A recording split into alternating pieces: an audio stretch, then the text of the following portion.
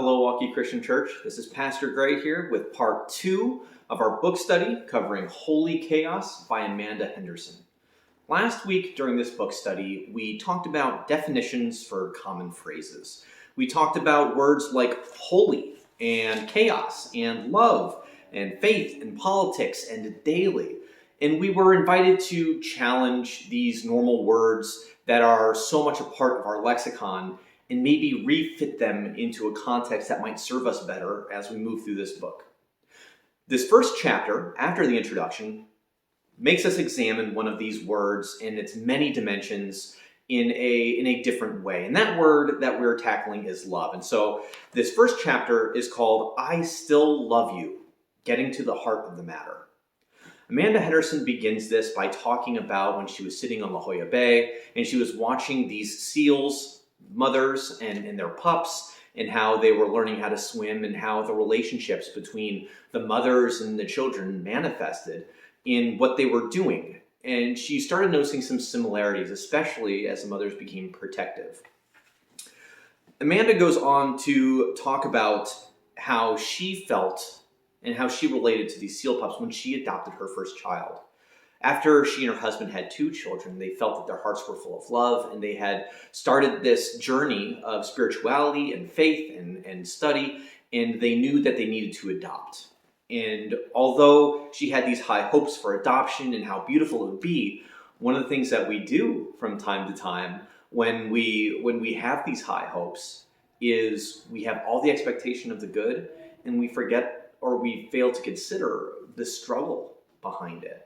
I invite you to think about a time when you had high expectations and excitement and hope for something new, and it kind of fizzled out because you didn't think about the disappointment or the hard work that might come with it. Maybe you found yourself feeling a little bit let down, deflated even, because this wonderful thing you expected was shaded or tainted by something you didn't expect. And this is what she experienced when she adopted her first child. And she talks about having your heart broken. And this is sort of a theme in the middle part of this chapter is, what is a broken heart? There are plenty of songs and poems that talk about having a broken heart. And she quotes Parker Palmer in talking about a broken heart. And I'd like to read just part of this. This is Parker Palmer. There are at least 2 ways to picture a broken heart, using heart in its original meaning, not merely as the seat of the emotions, but as the core of the sense of self. The conventional image, of course, is that of a heart broken by unbearable tension into 1,000 shards. Shards that sometimes become shrapnel aimed at the source of our pain. Every day, untold numbers of people try to pick up the pieces, some of them taking grim satisfaction in the way the heart's explosion has injured their enemies. Here, the broken heart is an unresolved wound that we too often inflict on others. How powerful.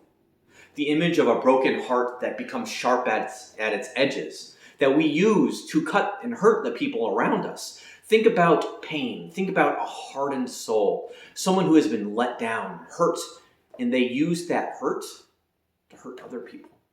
Maybe they cut people out of their lives because their heart has been broken. Maybe they decide that if the world is going to be cruel to them, they might as well be cruel back, right? Haven't we all been there before?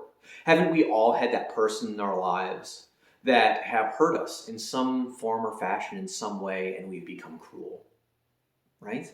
On the flip side, think about ways that we drive on the road. Think about being cut off on the street and we, in turn, start to tailgate or speed or whip around somebody else. Because in a small, tiny, minuscule way, our heart was a little broken that someone would be so inconsiderate. And so we decide to slap back. Think about all the ways that people have been ugly to us and we have been ugly back to them. But think about the cycle that sets. When we're ugly to someone because someone has been ugly to us, they don't see the history of that heartbreak. All they see is our ugliness. So it's something to think about and reflect. And Parker Palmer goes on with this quote and says, but there is another way to visualize what a broken heart might mean. Imagine that small, clenched fist of a heart broken open into the largeness of life. into a higher capacity to hold one's own in the world's pain and joy. This too happens every day. Who among us has not seen evidence in our own or other people's lives that compassion and grace can be the fruits of great suffering?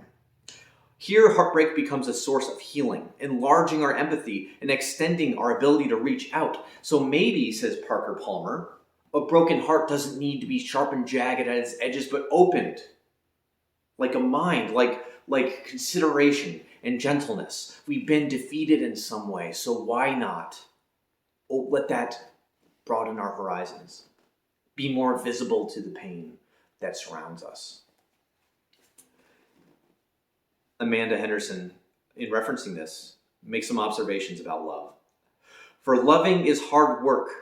At times we are not our best selves. We hurt and are angry and protective in ways that are not life-supporting. Think about when you love someone so much and they make you angry, how much more powerful our slap back is, how much more broken our heart is, how much more fast and deadly the shrapnel is when a loved one breaks our heart.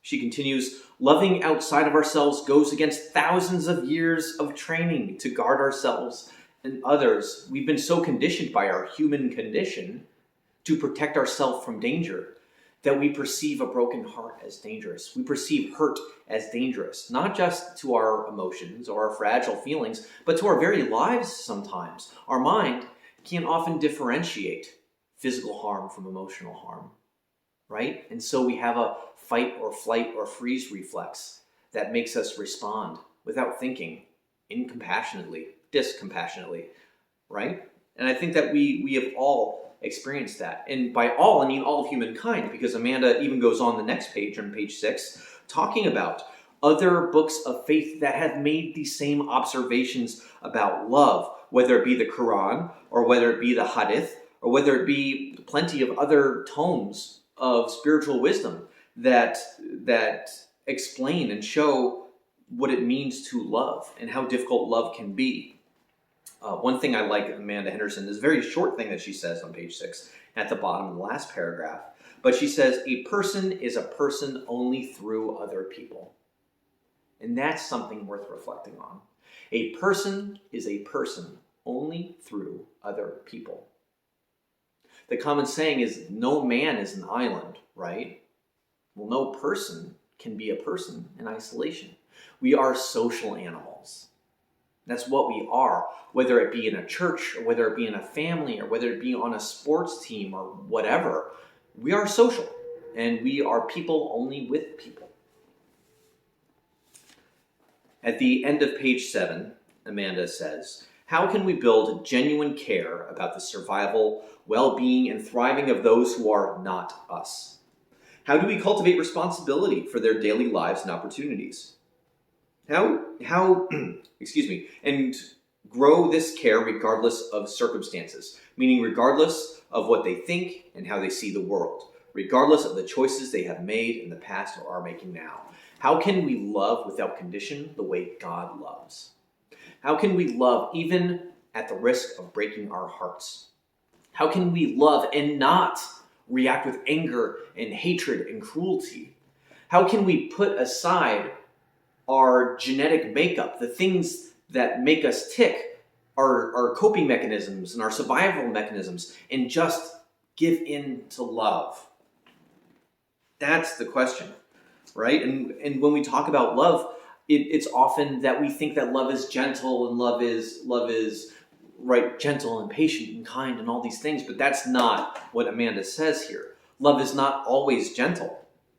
Amanda says love is not lawlessness or anarchy. Love does not make us a softy pushover. Love is a posture, a way of being in the world that honors the deepest humanity of the other. Love is a commitment to seeking the well-being and thriving of the other as much as we seek that for ourselves. It is motivated. It is action. It is demanding justice. Whether that looks like helping someone to learn to love themselves, or it means going to the street and marching and demanding equal rights. Whatever it is, love is not always gentle. Love is not always passive. Love means doing something. Because if you're not doing anything and you're just talking about it, is it really love? We are confronted on page 9, and for many people this will ruffle feathers, but I highlighted this because it ruffles feathers. Love, Amanda Henderson alludes to in this, means taking stock of hurt. When our hearts are broken and their shrapnel and their sharpness, love means acknowledging it. Love does not mean ignoring it. Love means acknowledging and looking into history. Love does not mean to pretend like everything is rosy and that the way that we've hurt people is just over, or the way that other people have hurt us is over. And that brings her to this conclusion, which you may not agree with, but I do invite you to sit with your disagreement and sit with your discomfort over this statement and really think about it over the next week. But she says this on page 9. Our country was built on dehumanizing and exploiting people based on differences in skin color, language, and culture. Tribalism and us and them thinking are deeply embedded in our American psyche. It may be tempting for us to take a snapshot of the way that the United States is now, based on our own personal conceptions. The Waukee Christian Church is settled in the edges of Waukee, which is a predominantly affluent white community. We're not exposed to see racial injustice or inequality, and so it's not really a reality for us most of the time. And we're not likely to take seriously those testimonies of people for whom it is a reality. But the fact of the matter is this: when a heart breaks, it doesn't just break for an instant. And when a body breaks, it doesn't just break for that one life. The fact of the matter is, the United States did engage in slavery and genocide towards indigenous people and people of color for a lot of its history. And that's something we have to grapple with. And when we talk about this kind of thing, we need to make sure that we are making a separation between guilt and responsibility. You should not have to be ashamed of being an American. You should not be made to be ashamed of being white. You should not be ashamed of being a Christian. And anyone who tells you otherwise is not telling you the full story. But we do have a responsibility because of our history. We have a responsibility to be educated about our history. We have a responsibility to look at what our history has done to people of color and the marginalized and the indigenous, and see what more we need to do to pull them up, which is what the gospel of Jesus Christ calls us to do, to pull those up. In the last sermon we preached on Sunday, we talked about what justice really looks like. And it doesn't look like a snapshot image of a moment in time. It looks like an entire history. It means pulling up the marginalized and not defining our wealth and our worth by others' poverty and others' low socioeconomic status. And that is going to take some broken hearts. It's going to take us confronting our nationalism. It's going to take us confronting even our patriotism and revealing parts of it that will break our hearts. But let's not break our hearts into violence, but break our hearts into open-mindedness and love, like Amanda says that we should. At the end of this chapter, she concludes with this phrase: "We are called to keep working for what is right, to keep speaking up, to keep reaching out, to listen, reflect, learn, and think, to mess up, to win, to lose. And in the midst of it all, the first step in building relationships across our differences is to remember this central call: to love each other still. Love each other still. Love the action word. Love the doing, not the passive way, but the action, the moving through the world. A sense of love. Still, despite it all, keep loving each other." And I'm going to close this Sunday school lesson with these questions. Feel free to pause the video after each question and answer it for yourself. What were you taught about love? What did your religious upbringing teach you about loving your neighbors, your enemies? How does this relate to your political life? What feelings arise in your body when you hear the words religion and politics? When have you struggled to love beyond yourself? How are you experiencing the current political climate in your family, in your community?